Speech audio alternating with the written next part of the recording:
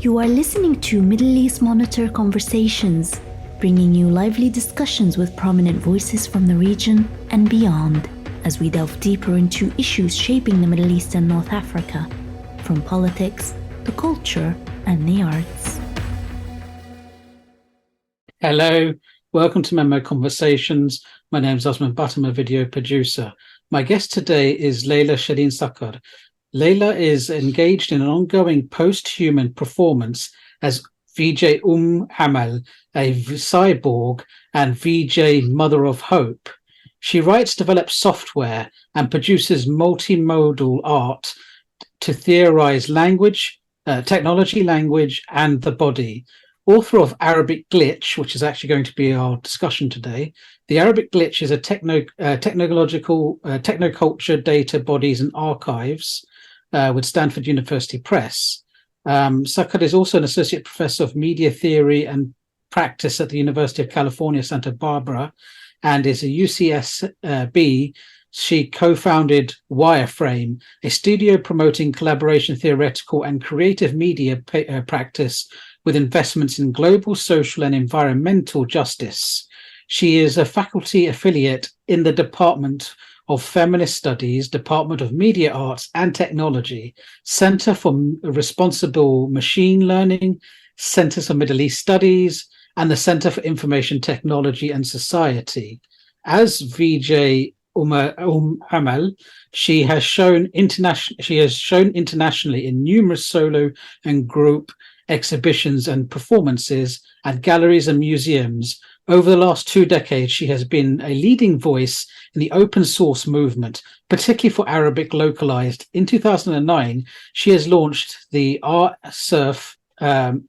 Safe Media Center and went on to Archive. Oh, I was waiting to see if I was going to slip up on your bio. I knew it was coming. It's wonderful. Then went on to archive over 70 billion social media posts in 72 languages and develop software analysis and multidimensional data. She is the co-editor for the open access journal Media Theory and After Video, published by Open Humanities Press. She is also the editorial board member of Punctum Books. Reviews of her work appear in Nexus Journal, the Wall Street Journal, Science, the Chronicle of Higher Education, Fast Company, the Huffington Post, the Guardian, the Voice of America, Al-Ahram, Art Territories, Digital Media, Learning and Egypt Independent, Medium, Mother Masar, Jadaliya, and Creative Projects. Laila, welcome to MEMO Conversations, and I'd like to congratulate myself on getting through this. Thank you so much, Osman. Thank you. That was wonderful. It was our pleasure to have you. Obviously, today we're going to be talking mostly about your book, Arabic Glitch, Technoculture, Data, Bodies, and Archives, which is a book that's only recently come out in the last few months. I believe it came out, in June, July? July. So it's even more recent than I was leading you to believe. So I want to start, though, before we get into that, the book, I want to start a bit about you personally. I mean, you've worked in, as the bio indicates, you've worked on media, you're involved in arts, you're a DJ, you worked in cyberspace and activism in the Arab region. But could you perhaps, tell us what got you interested in all these spaces and why specifically you were interested in exploring it in the context of the Arab world? Well, good question. Good way to start. So I think this, the way it began is as usual, an intersection of a lot of things at the same time. And where I was around 2000, I was living in Washington, D.C. And at the time, since I was a child, I really considered myself a poet. And I was always engaged in poetry slams, writing, publishing, and those creative circles. So I was already, had that sort of perspective. And then I was living in Washington, D.C., had just finished my master's degree in Arab studies at Georgetown University, when 9/11 happened, and I was literally a few blocks from the White House, and that impacted me and, of course, the Arab American community to an extreme extent. And so that activated me as an activist. My politics were always active, even during the first Palestinian Intifada.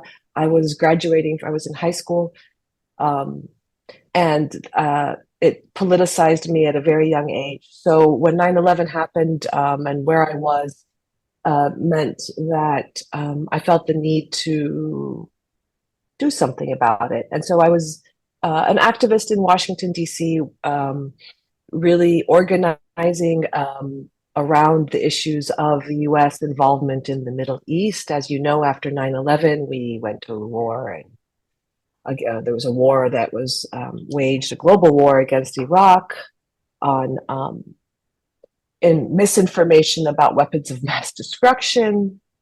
And in 2000, there was the U.S. elections, where, if you recall, those were the first elections where we had to recount the ballots, and there's a lot of argument that George Bush Jr. had stolen the election from Al Gore in 2000. So the politics of the time urged me to take to the streets and organize, and so that's where it began.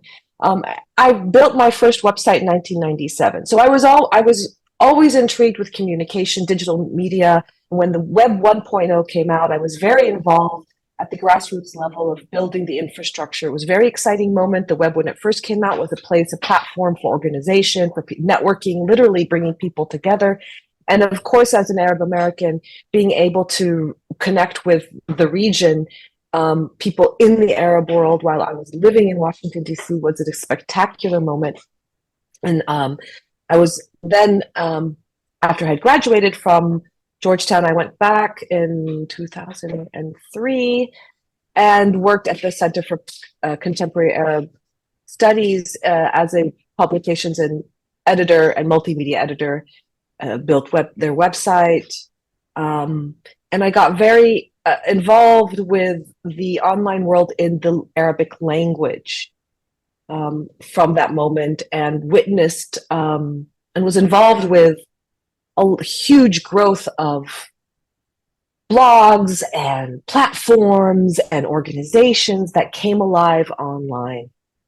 And so you put all of this together, and I found myself finding creative ways to really explain and show what I was witnessing and experiencing. Because I had to really I didn't have to, but I wanted to connect with an audience that was extremely wide, spoke different languages, very different political expertise, different expertise from academics all the way to activists to civil society in different parts of the world, and doing that creatively for me came naturally, and it seemed like the best avenue for me to reach those audiences, and so it grew. Yes, it's very interesting, because that was that was a time when I think a lot of people, if they're of that generation, when they were starting to come into politics, because if we think about the early 2000s, as you mentioned, there was a lot of heavy issues. You had, in the case of the US, the Bush-Al Gore election, but you also had the Second Intifada, which was a huge thing. But you also had 9/11, war in Afghanistan and Iraq.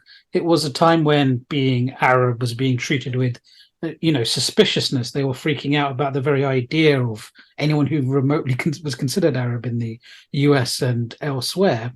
But you also mentioned the Department of Homeland Security was established at that time. Yes, I remember it. To that extent, yeah. Yeah, I remember it. And it was also the arguments between the CIA and FBI were brought out into the public as well. So there was a lot of things going on at that time. But there's something I'm curious about, which is where you talk about when you did poetry. And I sort of want to start there, because to what extent do you think then a lot of what you've done in life is the extension of the poetry you grew up with? That's a really good question. I think that's at the core of everything, and it still is.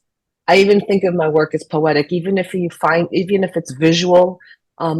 There's two different kinds of narratives. There's like prose and there's poetry, basically. I mean, there's also drama, right? These are the basic forms of communication through words. And they all have their different aesthetic and their different modalities. And I find that even my virtual work, my platforms, they're poetic rather than necessarily dramatic, or narrative-esque. Even I think Arabic glitch is somewhat poetic. I start in the preface with a poem. So yeah, I do think that. And what do I mean by poetic? I mean that it's symbolic, that the imagery, that the symbols have particular resonance, that there is a tightness, a compaction of the way of expression, a lot in a little bit, that the form, not to say that these don't matter in other modalities, and I think also it's my love of language and growing up multilingual means that I really spent a lot of time with languages at a young age. And if Arabic, in Arabic, poetry is an esteemed form of art. And there's just some beautiful poems in Arabic that really have inspired me. And I always wanted to write poetry in Arabic. But as we said at the beginning, before you started recording the interview, I haven't done that. My Arabic isn't to that level, that caliber. I haven't grasped the language to that extent where I feel comfortable to write poetry in Arabic. But I can read and listen and understand, and it impacts me so much.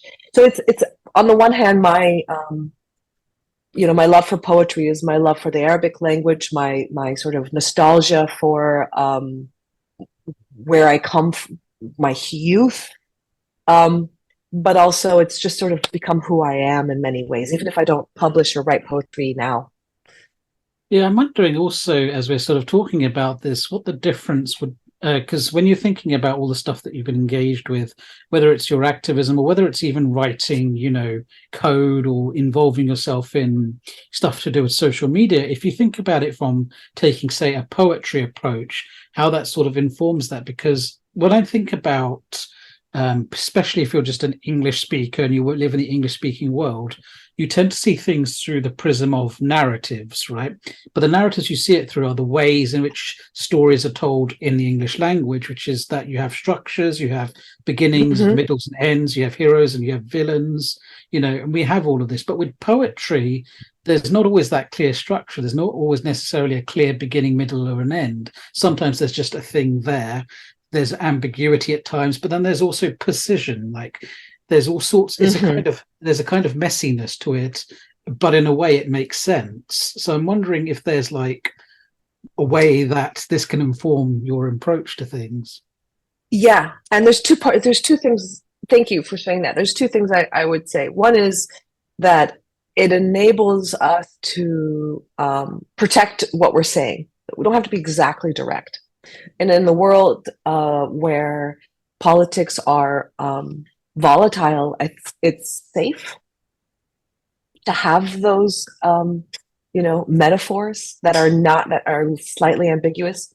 Yet at the same time, there's a precision, and that precision is often with rhythm and the words.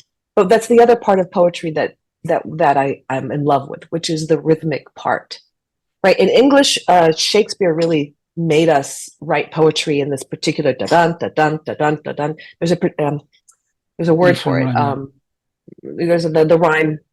Excuse me. Rhyme? Yes, thank you. I'm thinking about my old professors. Yeah. Yeah. And it's a particular way we speak in English. We're really stuck. We're still stuck with that iambic pentameter. We're still stuck in iambic pentameter, and we use it very specifically. Arabic's, I think, has more to offer. So I bring a lot of Arabic into my English poetry. If you really hear it, it's in there. So there's rhythm, which is musical, and I think another one of my loves is music, and that's why I do VJing. Not DJing. I'm not really making the beats. I make the images that go with the beats. So live video projection. So I do live video editing alongside musicians. I've always been in love with music. now I don't consider myself a musician, although I do make sound files, and I do, put my hand into it a little bit. So it's so it's both of those things. And I do think poetry in different languages looks different. Yes, historically too, right?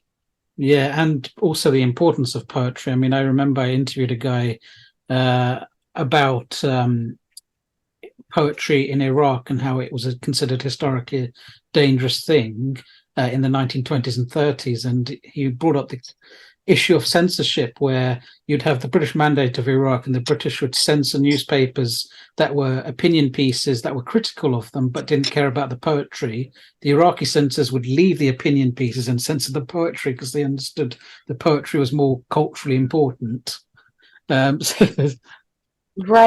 And I don't know what is that. I don't know. I'm not quite sure where that comes, like what the history is for that, like not just in Iraq, but like in the region overall. Like that requires a bit more research.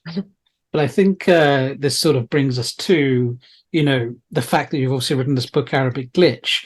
And what I think is kind of interesting about it, which you do quite explicitly in this book, is that you try to get us to shift the way we think about the centers of tech innovation away from the Silicon Valleys and to think about the ways the Arab world has reimagined and repurposed these technologies and thus innovated them. Right. Could you perhaps tell us why you think this is the case, and in what ways do you think this has happened? For sure. We think about like the early 2000s when there was this, in Silicon Valley, there was the first boom, and there was actually a hyper boom that actually led to the economic fall afterwards. It was a little overstated. Where the motivations behind big tech in Silicon Valley are really neoliberal and economic at its core. The centers of Silicon Valley are primarily neoliberal and also very optimistic about technology, really like thinking that building technology with the excitement that what it can do, not necessarily thinking critically of all the different communities around the world and how that might impact and might exacerbate existing inequalities and marginalization of voices, etc. And which really we've since learned is what happens with technology, is it exasperates what exists. So it makes it worse. So that was going on, and when I got into it, around the early 2000s, I've noticed that most of the internet was in English. I thought it was a huge problem, and we were at the point where we were really building the internet in ASCII, which is a software that decodes characters into computer programming language. Okay, so we have like A, B, C, D, and in Arabic it's Alif, B, T, Th. So the computer needs to be able to understand each character, and there are different encoding languages, encoding software that translates those languages for the computer. So English has ASCII, and ASCII also serves other languages, and Arabic has something called UTF-8, which is another encoding language. So at the very foundation, I was really nervous with this fact that the internet, this really powerful tool, was growing for only a certain population of the world at the beginning. We soon caught up. I mean, soon there was a huge shift. So that's how it started. And then by 2004, 2006, we saw the advent of Web 2.0, where we were able to create these back ends where multiple users can go in now and curate content on the internet. No longer was it Web 1.0 where you needed to have the actual web designer, web programmer to put things up for you. You as a lay person were able to upload your own content. This enabled the advent of Facebook, Twitter, all of these things emerged. And this is the time when I built Archive. I came to realization that I had this desire to archive the internet in Arabic because the internet was small at the time. And I was, like I said, I was working as the publications and multimedia editor at Georgetown for the Center for Contemporary Arab Studies, and I was very aware of all of these publications online and trying to make it available to the people who I thought would be able to read it, consume it, understand it, discuss it, and make this and engage with this literature. And so when I started this process of trying to really archive and Arabic content online, I got involved with an entire group of many Arab techies, programmers, activists around the Middle East who were doing similar stuff. And I met them on platforms like Drupal, where there are open source platforms where you have groups of people working to develop the platforms for a particular language. Like there was a whole Arabic team on Drupal, and other places like ICTs. There are these little chat rooms I would go into. And I would ask questions. I'm having a hard time getting the alif and the b to connect, silly things. I'm trying to have right to left on the same page as left to right. And so in that process, I met with a lot of people. Terrific relationships blossomed, and then I realized that they had been using, the Arabic speakers had been using this technology longer than we had in the United States. I noticed a difference. I noticed that there was a huge number of Arabic blogs, just emerging around 2008. And in fact, Harvard's Berkman Center for Internet and Society did an amazing research project early on the Arab blogosphere in 2008, and they published it around that time and included this data visualization that just enamored me. And it was a little weird because they had things that were not like apples and oranges on the same visualization, like Kuwaiti English and the Muslim Brotherhood. I'm like, wait, one's a political party in one place and one's a type of dialect. Why are they both? So I had questions, but I was at the same time intrigued. And this is 2008, and there's an entire rich resource of blogs published. And then there was something called Twitter and these hashtags. And I realized that the people I had been working with in Arabic tech had been involved in these social media platforms much longer than I had, or the people around me had. I had, was working with developers in the United States as well. Many of them were not on Twitter. Facebook, before Twitter hit the United States, but over in the Middle East, it was Twitter. And then if you recall, in 2008 in Iran, during the Green Revolution, it was the first time that Twitter was used for political campaigning. And that was in Iran during the elections in 2008. And so, I had just, remember, it's 2008. I'm just literally coming out of the 9/11 Y2K moment in the United States that politicized us. And I turn around and I look and I see that part of the world has already been organizing. They're already publishing online on all these new platforms, while in the United States, it's still considered pop culture and the platform for the youth, and not taken as seriously. So that's where I walked into that moment. Yeah. Yeah, it's kind of interesting because, of course, 2008, 2009, and 2010, there was this big growth happening. I mean, I think you mentioned elsewhere about, blogospheres in Egypt, and specifically, was it one big blog specifically that was to do with, it was run by female activists, and it was to do with... Fatakat? Yes, I believe this one. Talk to us a little bit about the role that women were playing at this time.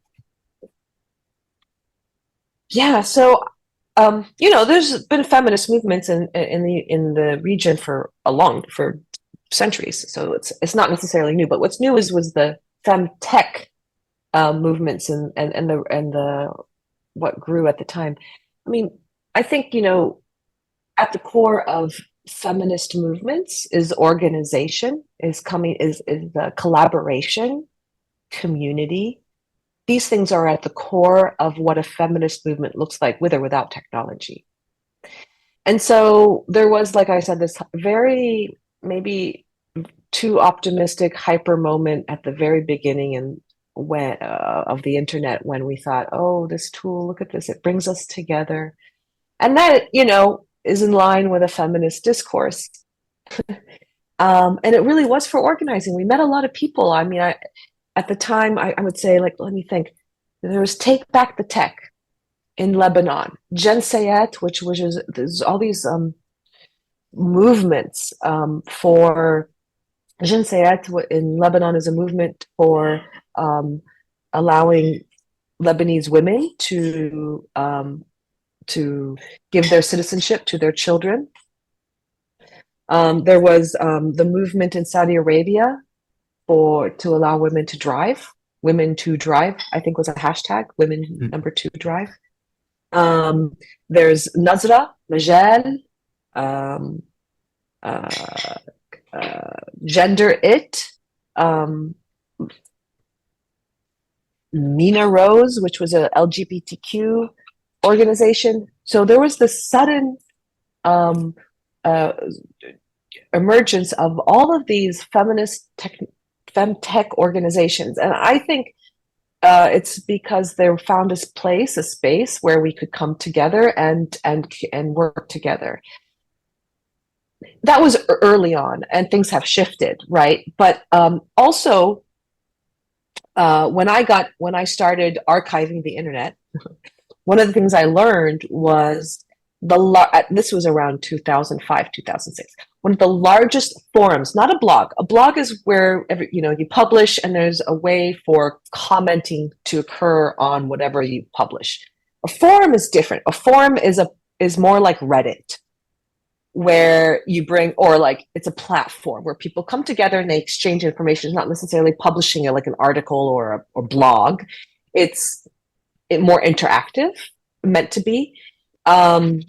Although the technology that built forums is what enabled the blogosphere to happen as well.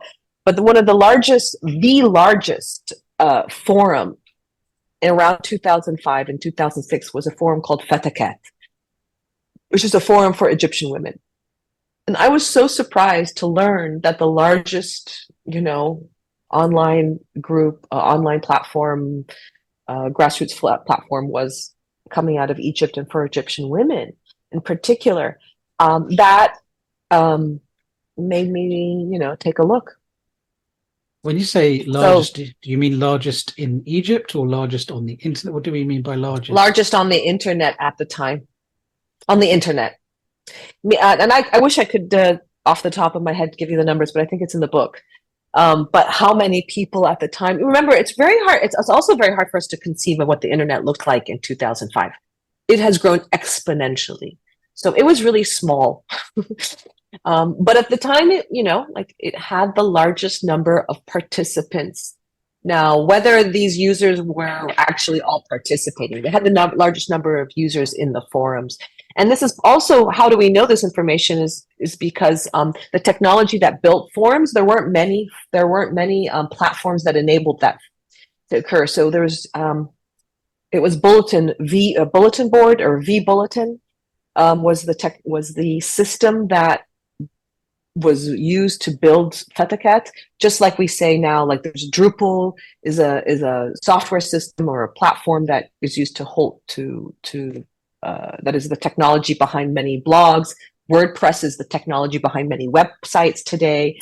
Wix, there's all kinds of other ones now. But at the time, there were just a couple, and you could easily do the comparison. The analytics were easy. Yes, but I also think, because as you were saying, young Arabs back then were very eagerly embracing all this technology, and I think part of the reason is that effectively, in the Arab world, I know it's a big generalization statement here, you don't really have anything approaching a public sphere where you can openly debate ideas or get new ideas across. I mean, it was also kind of coinciding with the rise of satellite television, which is another part of the equation where you are starting to see more debates happen. But for, I think, a lot of people, the internet was the public square in which you could express ideas. And I think what's interesting about this period is you're saying, for example, at the time in places like the US, you didn't really appreciate what was happening in the Arab world or the importance of all these stuff happening on the internet. But it wasn't just, people in America or the West. Arab governments at the time didn't fully appreciate it either. No. Not until after the uprisings, in fact, right? I mean, actually, I'm really glad that you mentioned satellite cable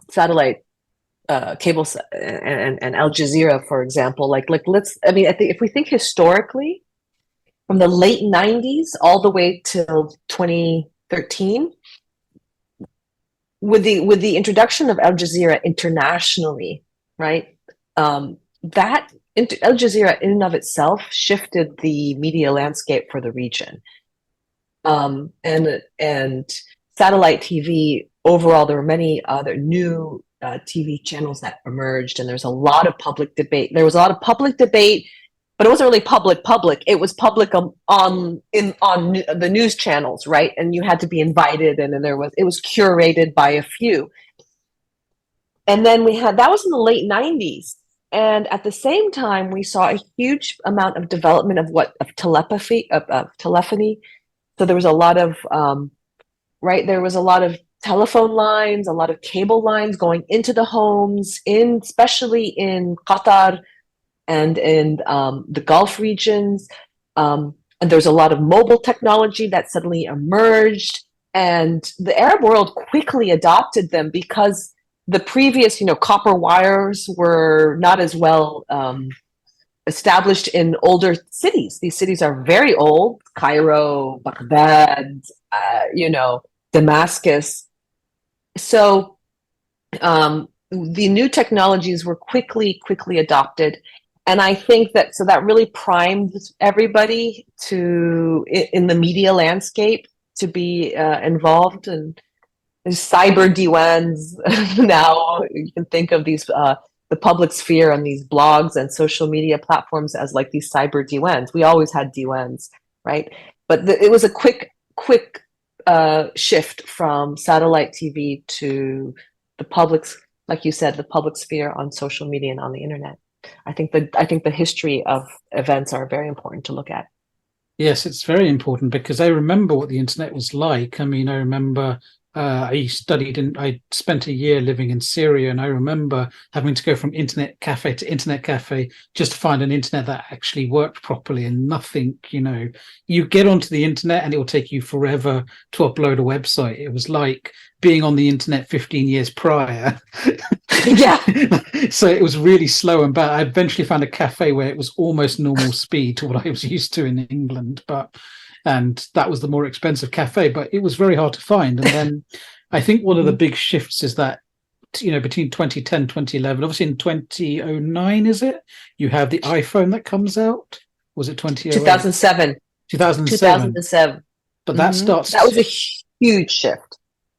Yeah, because when you think about what you can do with your iPhones, I mean, you were talking, for example, about how do I connect letters in Arabic on using these keyboards that we have, but software using your iPhone, you can do it almost instantaneously now.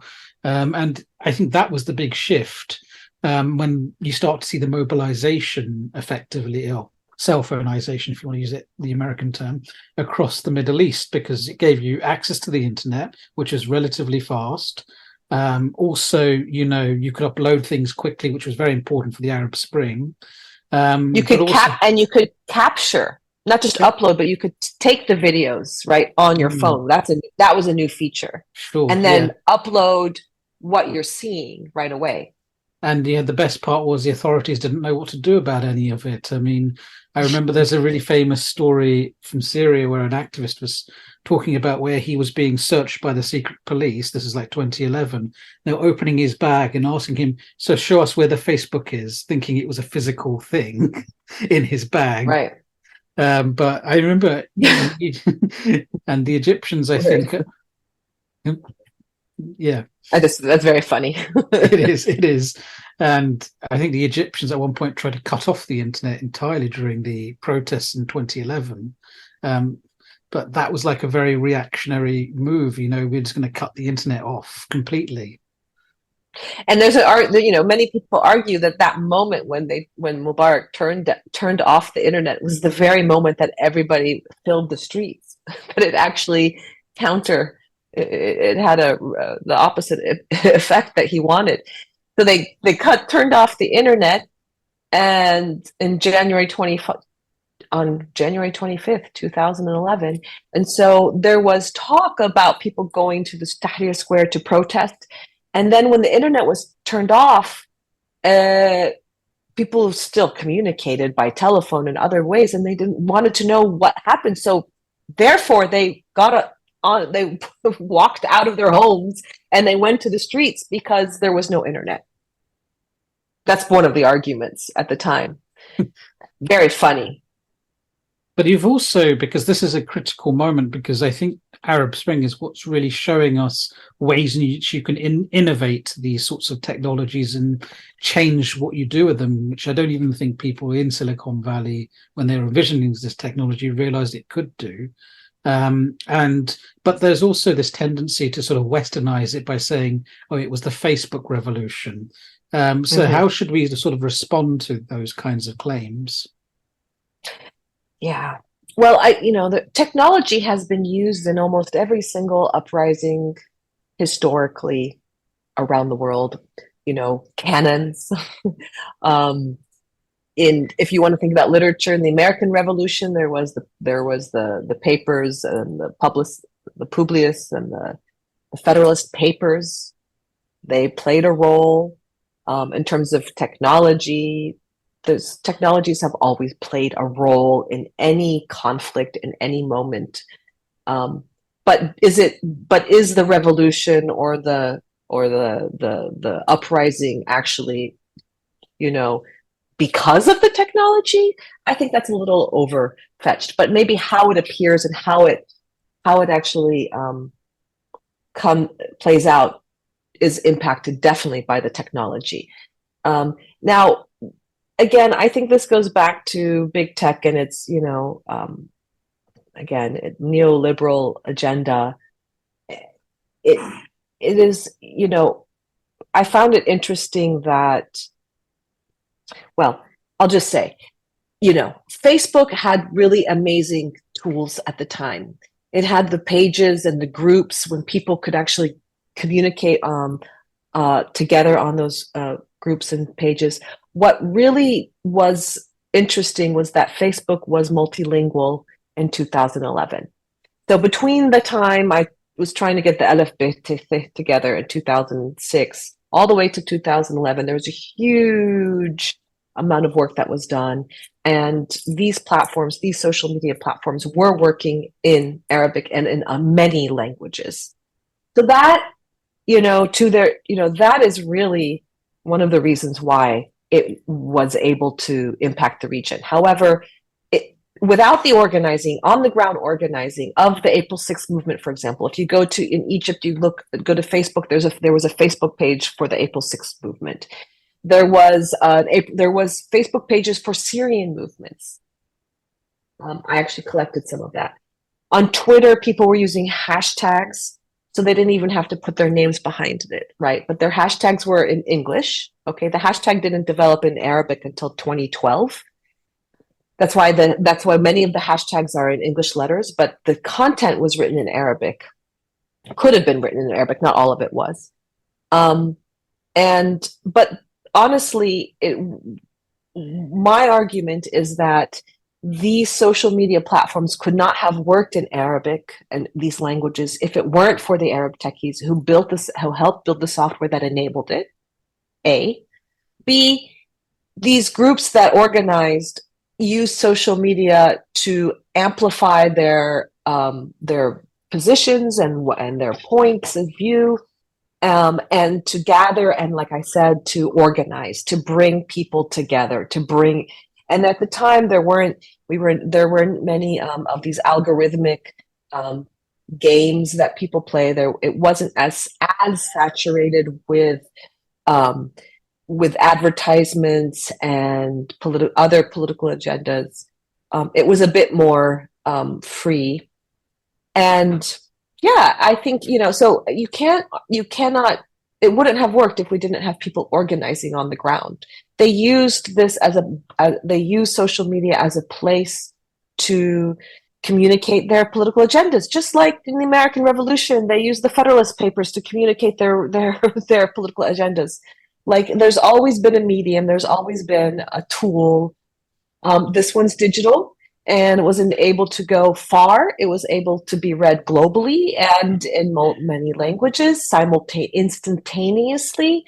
And from literally, like you said, from the few users, from the person's phone, every single person in any of these nations was able to document their vision. It's no longer Al Jazeera and whoever they're inviting to their newsroom. It's Joe Schmo on the street who's able to take a video, make a comment, and upload it. So the tool was there, but the people are the ones who organized. And the tools for this language were built by Arab techies, not in Silicon Valley. Yes, it's because I think this is part of the issue, that these sorts of things, these sorts of individuals you're talking about, the Arab techies, are the ones written out of the narrative often, and they often, they build all these stuff, but they have their own reasons for wanting to do it, and it seems to serve. They have very much in their mind the sort of communitarian aspects that this is important, right, because we need to get this information across. We'll get to where we are today, but I wanted to sort of talk about, because one of the things that you're sort of known for is the person who predicted the downfall of Gaddafi, which is a reputation that has followed you all these years. For better or worse. But you did do something quite interesting, which is where you were analysing, the different things happening on social medias, and from that, able to make say, well, this is what's clearly happening, and this is what looks like it's going to happen in Libya. Could you talk to us a bit about that? Sure. What we've actually been able to do is type of ability to take human experience for free and make it into raw material for translating and monetizing our behavioral data, right? It's kind of a sad thing. It was exciting in the moment, surprising. I really don't like to tout that claim so much. And it wasn't, yes, when you have a large quantity of data, you're able to make prediction, guess. That we can use the word predictions a little overwhelming for me. I like to call them as educated guesses. And that is actually what we're seeing ChatGPT doing right now, because it's machine learning. When you have a large quantity of data, the computer can actually say, okay, there's a logic. If this, that, then the other, then possibly this will be the outcome. If A, B, C, and then E, then maybe F is the outcome. So what I did was very, very basic. At the time, in 2011, I was in communication with a lot of groups of people at the same time. And I had been analyzing Twitter. I had started analyzing Twitter by hashtag in 2010. And the first hashtag I actually archived was the hashtag Gaza and flotilla, because there was the flotilla incident in August 2010. And I used that as one of the first tools to just experiment on this archiving Twitter by hashtag process. By the time August 2011 came around, I had a lot of data, a huge corpus. And so I was making data visualizations one after the other, because that's the way to be able to look at these data sets. Now, when you realize when data is coming in, you imagine you have a billion, or so let's say a million tweets, which was about how much I was able to archive per hashtag per month, relatively a million or more. And so, if you have a million tweets, you're not going to be able to read a million lines and put it in and comprehend it in any way. It takes time. You can't read. It's not a narrative. You need a poetic, right? You need a poetic way to explain what's in those million lines. And data visualization is the way that many people use to give you the analytics, which is different from analytics means the analysis of technology of data.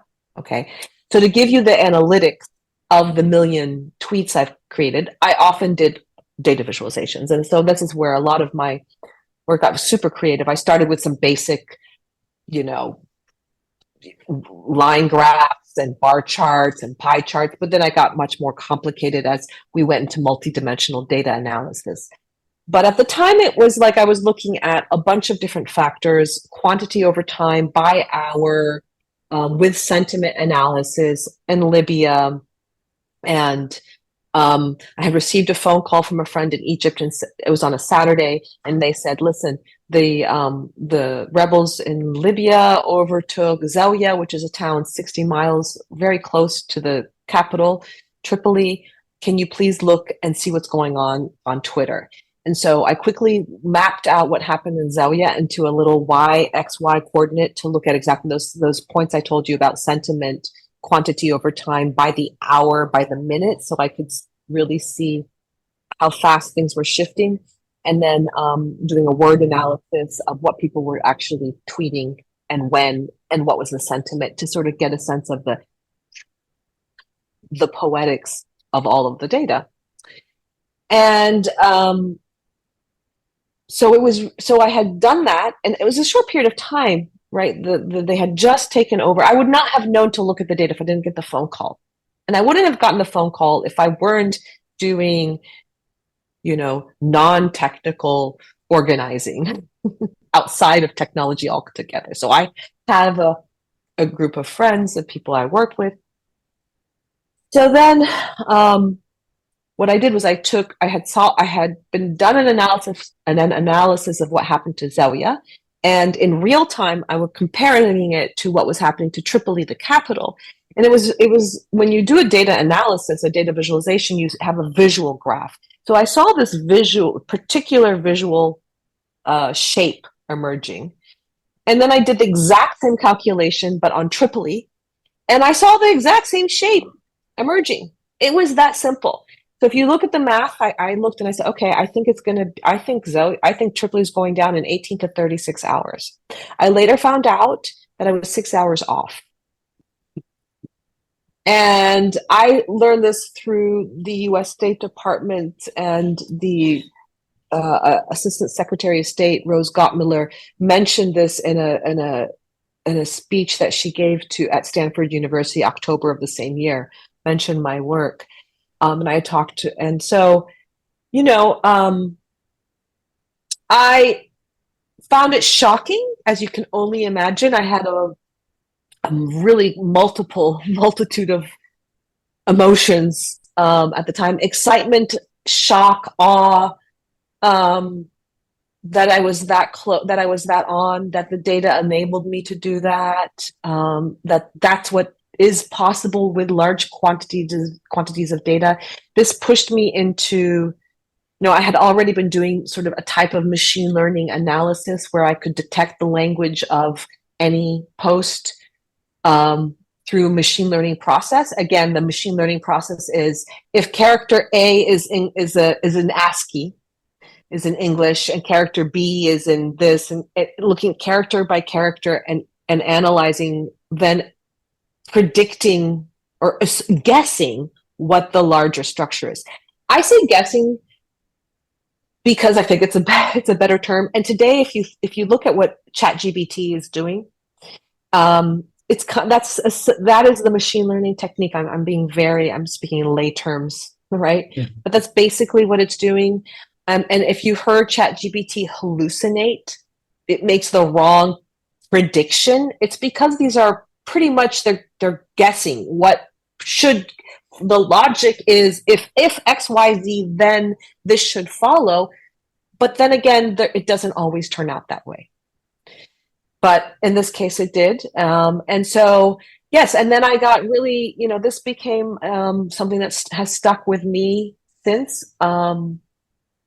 And it scared me and frightened me about the possibility of the technology and where we could go with it. But at the same time, I got very excited. I started archiving more and doing more of this work for a few more years until I made a decision to not publicly share my archiving and analysis on Archive by 2017. I stopped making this material public because politics had shifted by then, and things had, what was more of a euphoric place was, had shifted, and things were more commercialized and had become a bit more conservative and regulated, and the states got involved. Yes, and that sort of takes us nicely into my last question, which is related to where we are today, because as you've already sort of mentioned, in sort of 2011, the internet was a kind of liberatory space for people in, these Arab Spring countries. But by the time I'm trying to think of when it sort of began, or where I feel like you saw a major shift, I'd say around 2016, 2017, maybe slightly before. Obviously, by this point, you've had what they call the counter revolutions in full swing, which 2013 is when it sort of begins, but 2016, 2017 is, to my mind, when it really began the online aspect.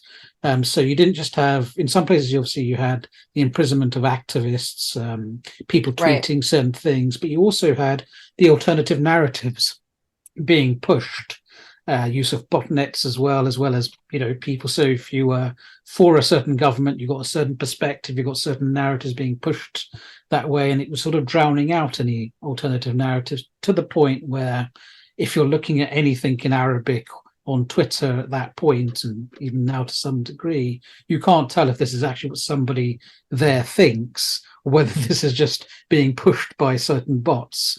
So with that in mind, where are we sort of today with all of this, and how did we sort of get here? Yeah. And I'll just add to that. And the book ends with 2021 and January 6th in the United States, with the insurrection at the US Capitol and the role of social media and Parler in that very conservative moment on this side of the planet. So just to, even beyond the Middle East, that conservative moment has continued. I think right now we're in an ultra conservative moment. I'm hoping that things will actually shift again.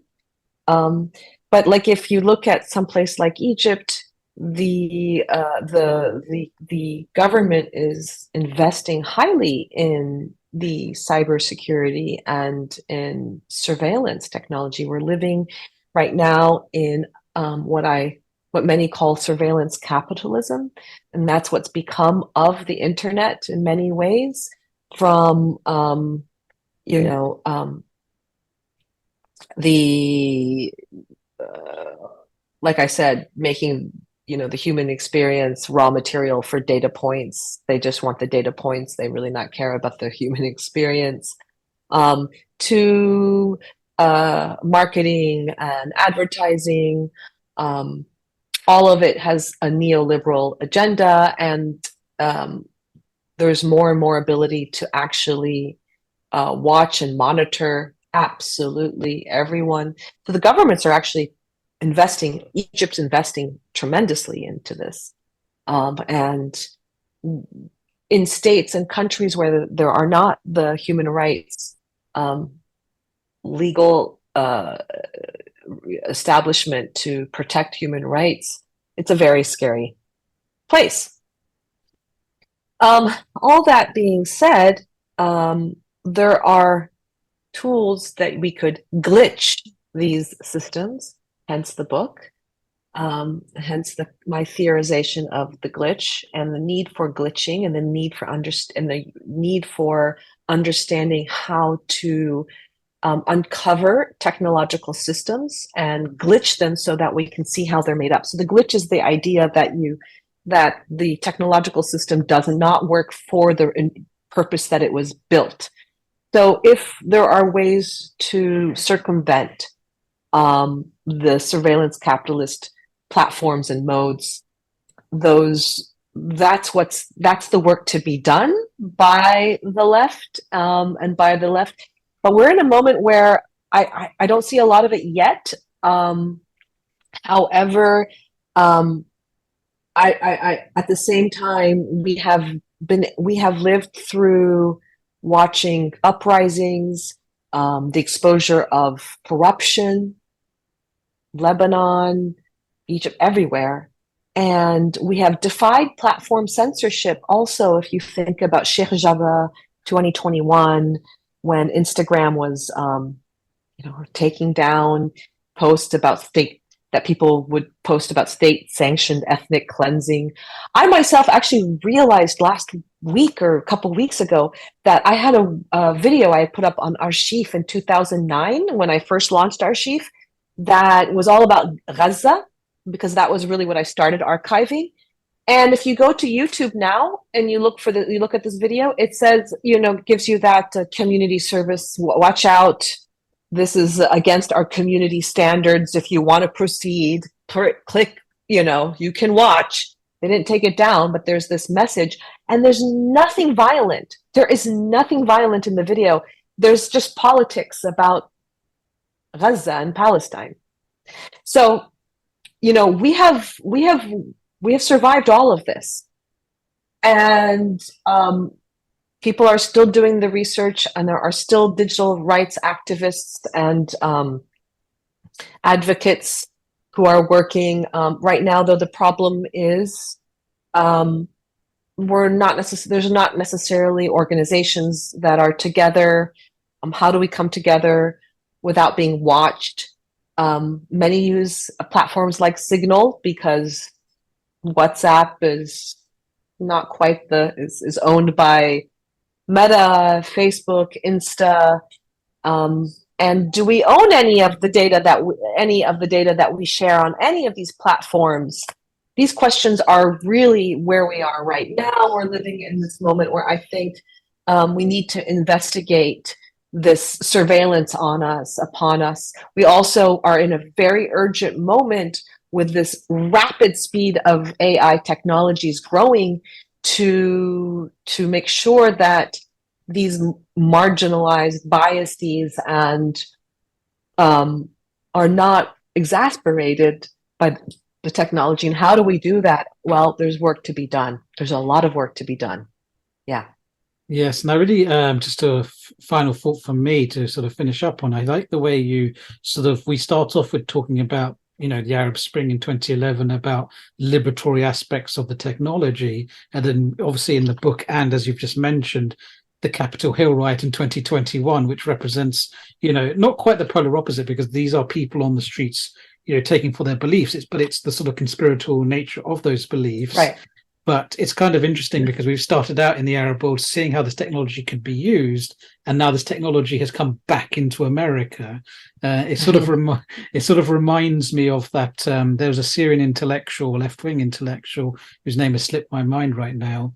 He wrote this. He had this line in this book in 2015 or 16 where he says, in 2011, we Syrians took to the streets to make Syria like the rest of the world. But now we found the rest of the world became like Syria, and there's this kind of Syrianization of history, which, in the Capitol Hill riot, in a funny kind of way, sort of encapsulates. Yeah, it's a very important moment here, and this, I think, everywhere. We need some regulation, but the problem, it's interesting. Technology in and of itself has no politics. It has no ontology. And I wonder if we could ever, is it possible to build technology for abolitionist? Is it possible to build abolitionist tools within a neoliberal system? Is it possible to have a technology with that will speak to the digital politics of the people within the current political economy that we live in? I don't know. That's where I am right now. How do we really build abolitionist tools within this structure, the larger structures, the larger global economies and the larger systems that we live in? I'm still glitching away, and I'm still being poetic. I'm still asking the questions, and I'm still doing it as creatively as I possibly can, because I feel like that's the way to really reach people's hearts and minds. Laila, it's been a pleasure talking to you. My pleasure. Thank you for having me. This was Middle East Monitor Conversations, brought to you by the Middle East Monitor in London.